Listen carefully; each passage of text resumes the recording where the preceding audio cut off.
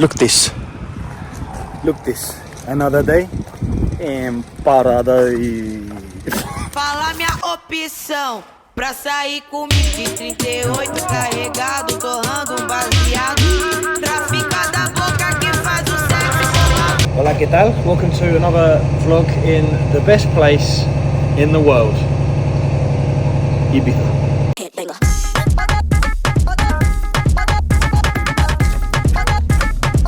Nice little 5k, Old Town, Colitis, all the way round and go back. That's a good route. I mean, any route in Ibiza is good. Easy 5. Everything's easy at the moment because Carnivore is making life hell. I think I'm gonna have some carbs today. We'll discuss about the Carnivore in a second, but another nice little route is Old Town, Marina, around Pasha and back. That's a good 5k. Right, I've got a call. Breakfast, check-ins, call, coffee, train.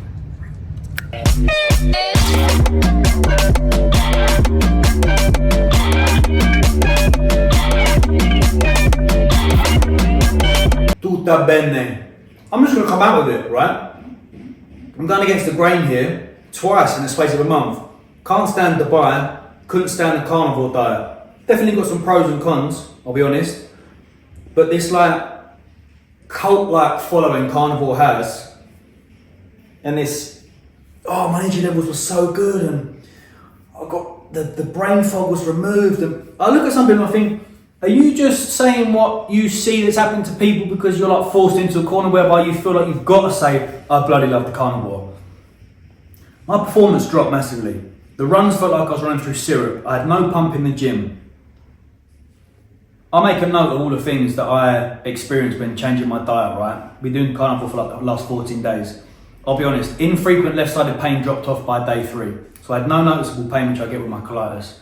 My stools were smooth by day 5, 6, 7, 8, constipation.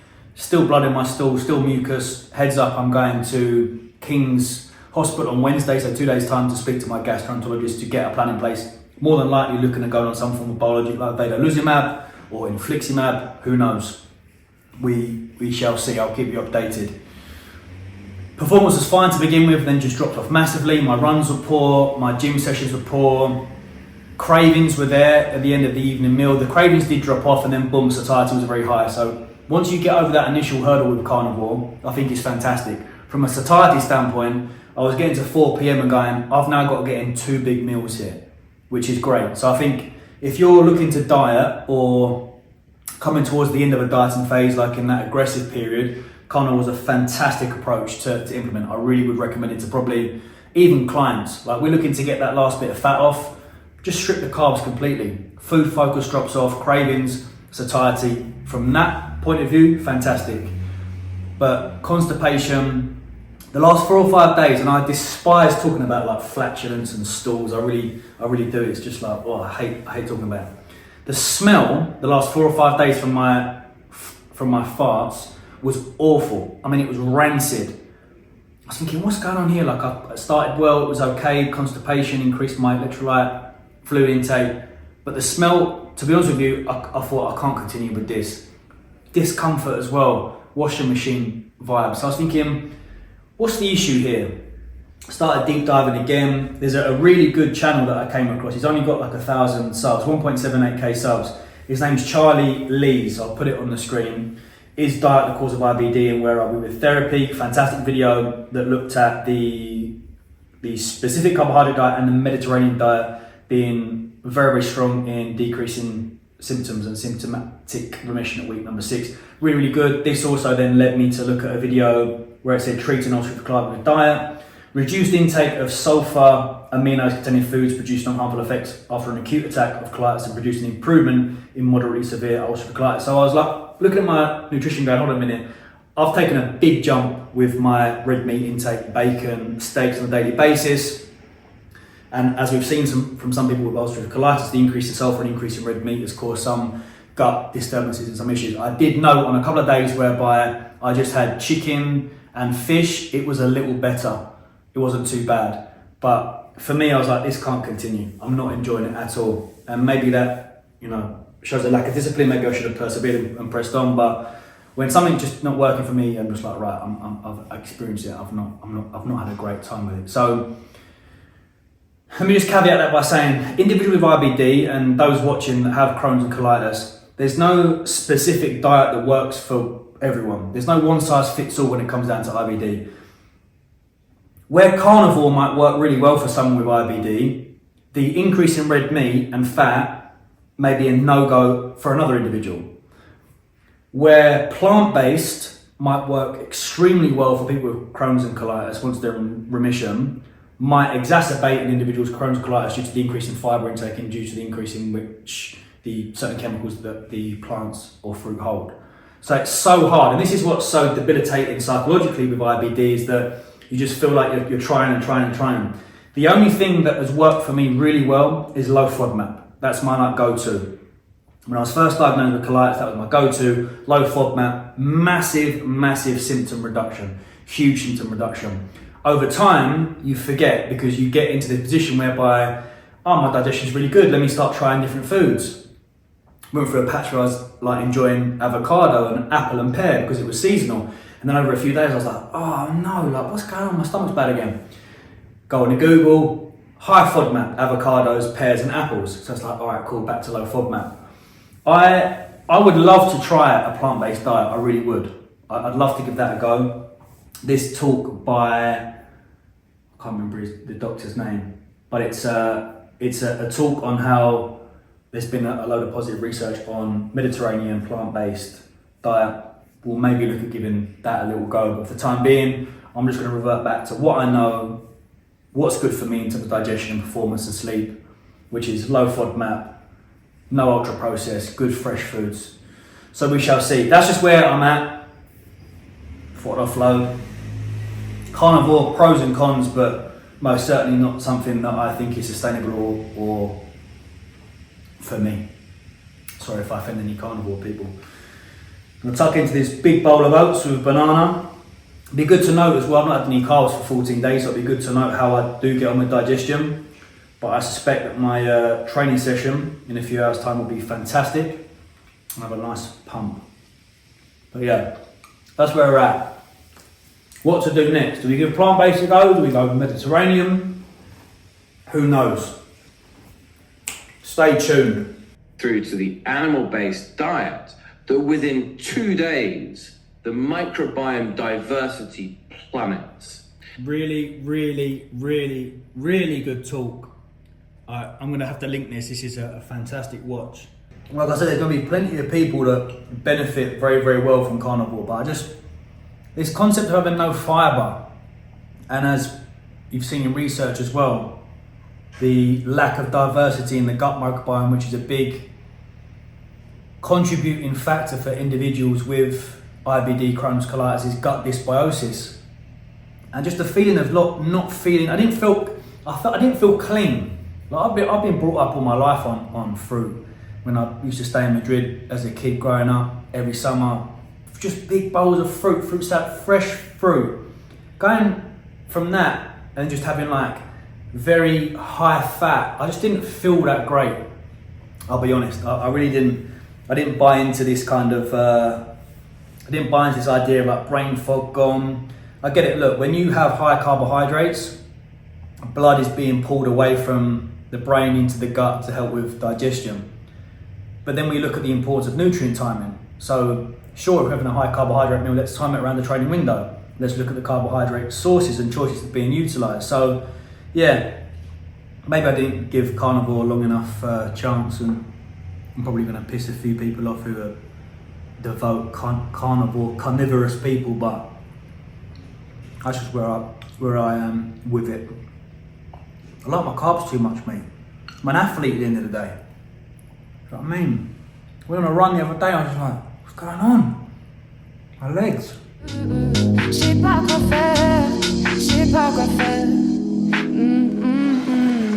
Get back, Shadrach. This is categorically my favourite thing to do in life, period. It's the one thing that I, at home, when I'm in England, I pine for. I pine for this bench, that €1.70 black coffee, my book and the sun. And that is me complete right now. Totally totally complete and content. Oliver Burkeman, 4,000 Weeks. This is like, of all the must reads that you must read, this is very, very high up there. I mean, this completely shits on your arbitrary self-help, motivational, high productivity, grind, hustle, work. It's so good. This is like telling you how you should live. Like if you're someone that's watching this and you're a little bit like feeling like you have to placate certain individuals in life and buy materialistic goods to feed, read it. All I'm saying is read it. It's fantastic. It's a very good book, and I'm only 77 pages in, but that's me done. Calls, check-ins done. I'll have my pre-workout coffee. Gonna head to Nirvana Beach Gym. So Nirvana's down that way. You've got Holiday Gym up that way, which is it's not too bad. I quite like that gym, but I prefer Nirvana. It's outdoors. Got a few pieces of Nautilus kit in there. It's a very, very good gym. There's some real gems in here. Here's one of them. Denying reality never works though. It may provide some immediate relief because it allows you to go on thinking that at some point in the future you might at last feel totally in control. But it can't ever bring the sense that you're doing enough, that you are enough, because it defines enough as a kind of limitless control that no human can attain. Instead, the endless struggle leads to more anxiety and a less fulfilling life.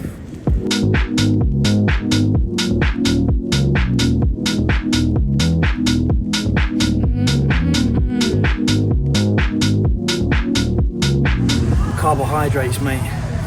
3 sets of lat pull down, 2 sets of T-bar. I feel like I've got 2 pillows under my arms. Lovely. Headed into the new training block from today. Last 12's been done and dusted. Haven't really been tracking scale weights and whatnot for the last couple of weeks. Feel a bit. I get a little bit ratty when I don't have like full control. For me, like tracking my daily scale weights and also my fitness pal as well. I feel like I'm that guy. So tracking from today. In terms of dates and that, we've got Valencia in July for the stag, so good chance to really dig in now and get nice and lean for summer. But I want to make a little bit of a switch with my training block this time around. I want to try and get away with driving some more volume in. I have been pretty stagnant or like flatline with my volume per body part per week recently, or I say recently for some time, so I want to try and see what happens with the physique this training block, driving a little bit more volume into each body part and then potentially reduce intensity a little bit. So maybe kind of leaving 1 or 2 reps in the tank, drive more sets in on top of the running, and see how we get on.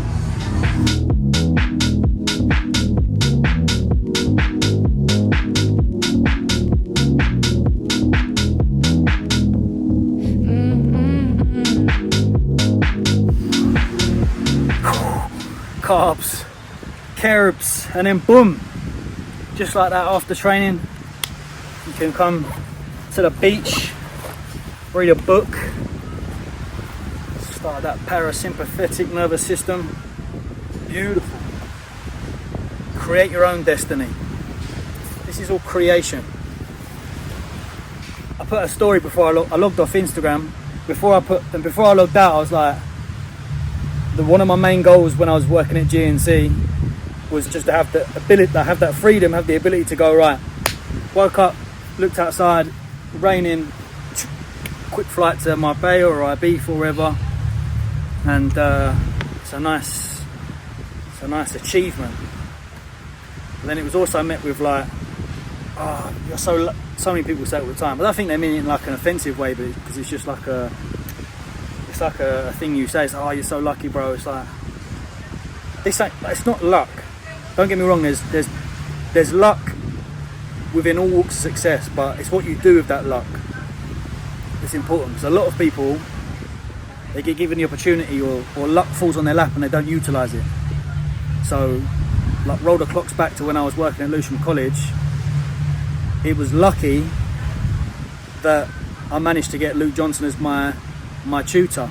But then you look at it and go, I prepared really well for that meeting, and was it luck that because I prepared really well, he took a liking to me and was like, I want him as my apprentice? Bit of both, I suppose, being at the right place in the right time.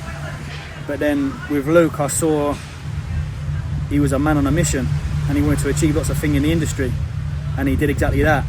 So I saw that and stuck by him throughout since to this day.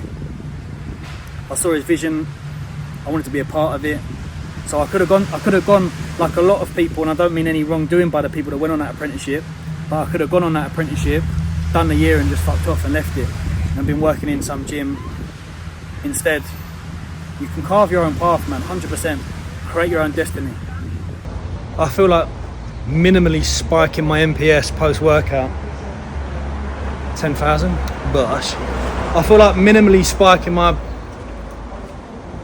protein synthesis post-workout and desperately want to try one of these jamon-filled baguettes.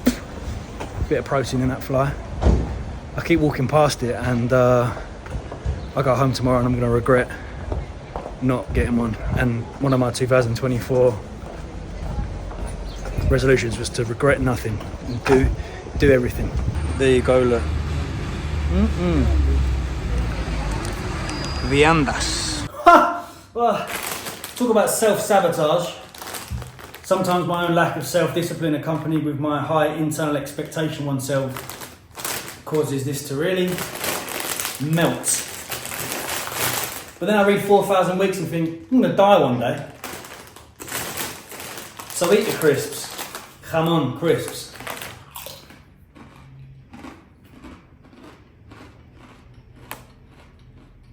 My God. My word. What I did now is a bit of alioli. Right, here we go. I've passed this shop for years and never bought it.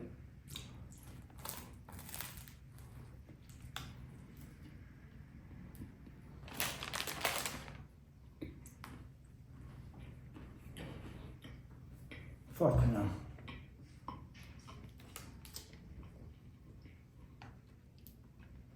Sulfur.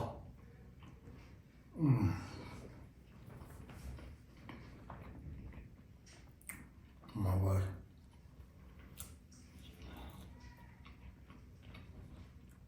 Jesus Christ. Some life, eh? Right. The time is 4:30. Work is done for the day. However,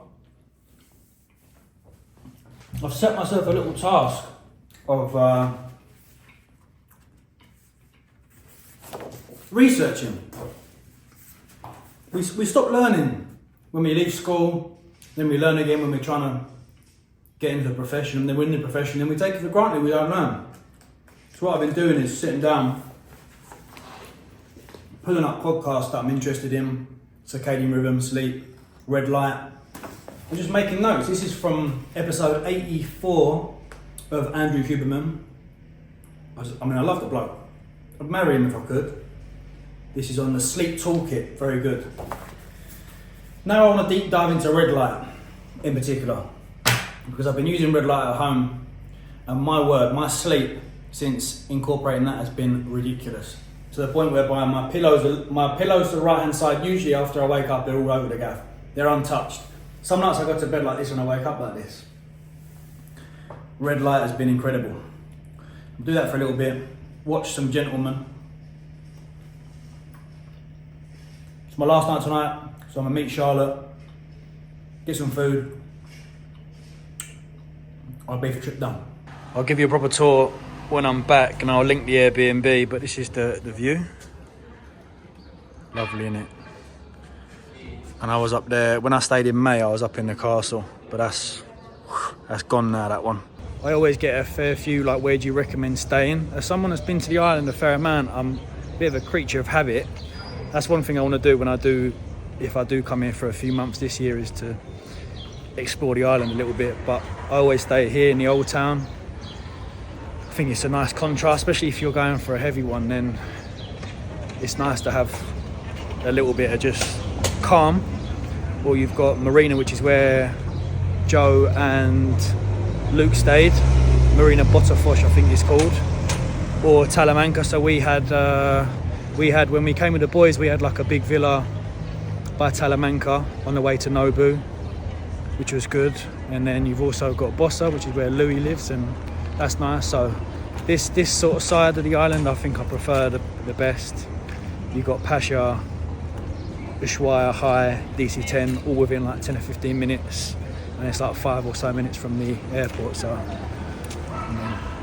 I like it down there. And then you've got the Vara de Rey, which is amazing.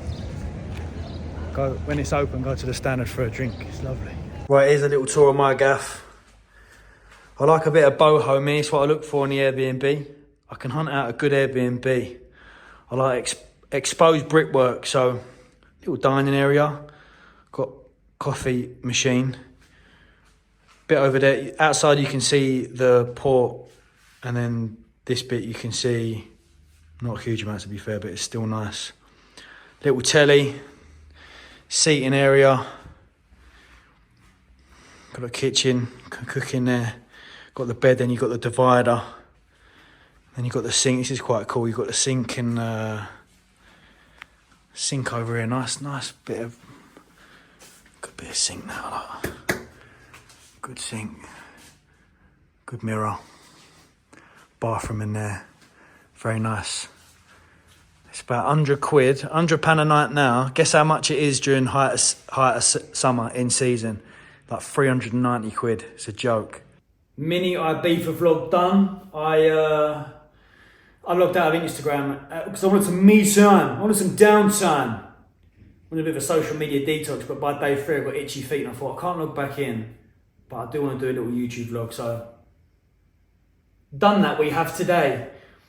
I do plan, everyone wants to know the plan. The plan is to do a good 2 or 3 months out here this year, but that is all dependent on what my protocol for if I do start infusions for my colitis. So I'm very reluctant to take a drug called azathioprine, just because I've heard horror stories of people using it, and I very much would like a gut specific immunosuppressant like vedolizumab. That is administered at 0, 2, 4, 6 and 8. So you have a loading phase of about 8 weeks, and then you can go to every 8 weeks of the hospital or self-administer fortnightly, which I'd be more inclined to do that because then it gives me the freedom to travel. That's all dependent on whether it works or not, because there's obviously a percentage, and a fairly high one, where these biologics don't work for some people because their body builds immunity to it. So then it will be tricky, because if I do book somewhere and I don't respond to vedolizumab and then I have to stay in the UK for a different one, then it screws the plan. So in an ideal world, pray for TM Cycles. In an ideal world, I start my vedolizumab infusion at the end of April, do the loading month, do the 2 loading months.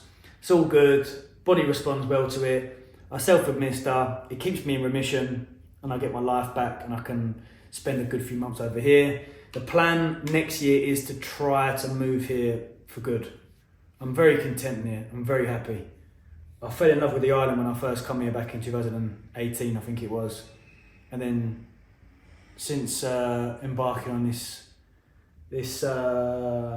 new journey and this new life of mine, I've fell in love with the island even more. It's a real bit of me. Extremely content and happy here. I really am. So the ultimate goal would be to live out here one day, whether that's next year or God knows when. But yeah, plan is good few months out here for this summer, although it's looking extremely expensive. Looking at like 3.5, 4K a month to live somewhere like this each month, which is very expensive. I got that gaff up there very cheap. I don't know how I managed to get that. That was so cheap. But yeah, it's going to be spenny. But yeah, maybe June, July, August, who knows? All based on how the meeting goes at King's. But hopefully it goes well. I need some good luck.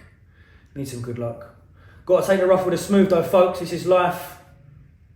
There are many hurdles in it.